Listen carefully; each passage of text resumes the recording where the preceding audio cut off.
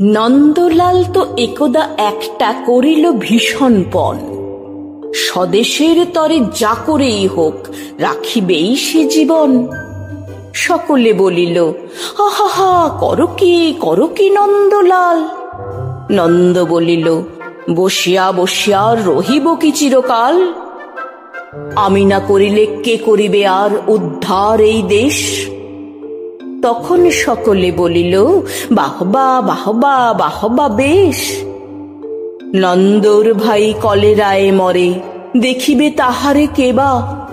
সকলে বলিল, যাও না নন্দ, করো না ভাইয়ের সেবা। নন্দ বলিল, ভাইয়ের জন্য জীবনটা যদি দিই, না হয় দিলাম, কিন্তু অভাগা দেশের হইবে কি? বাঁচাটা আমার অতি দরকার, ভেবে দেখি চারিদিক। তখন সকলে বলিল, হাঁ, তা বটে, ঠিক। নন্দ একদা হঠাৎ একটা কাগজ করিল বাহির, গালি দিয়া সবে গদ্যে পদ্যে বিদ্যা করিল জাহির। পড়িল ধন্য দেশের জন্য নন্দ খাটিয়া খুন, লেখে যত তার দ্বিগুণ, ঘুমায় খায় তার 10 গুণ। খাইতে ধরিল লুচি ও ছোকা ও সন্দেশ থাল থাল। তখন সকলে বলিল, বাহবা বাহবা নন্দলাল। নন্দ একদা কাগজেতে এক সাহেবকে দেয় গালি।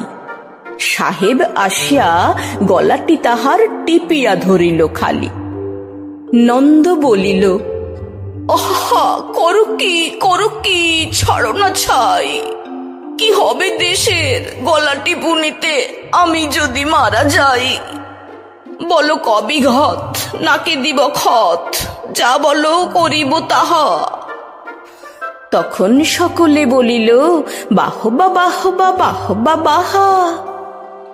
নন্দ বাড়ির হতো না বাহির, কোথা কি ঘটে কি জানি। চড়িত না গাড়ি, কি জানি কখন উল্টায় গাড়ি খানি। নৌকা ভীষণ ডুবিছে ভীষণ, রেলে কলিশন হয়। হাঁটিতে সর্প কুকুর আর গাড়ি চাপা পড়া ভয়। তাই শুয়ে শুয়ে কষ্টে বাঁচিয়ে রহিল নন্দলাল। সকলে বলিল, ভেলা রে নন্দ, বেঁচে থাক চিরকাল।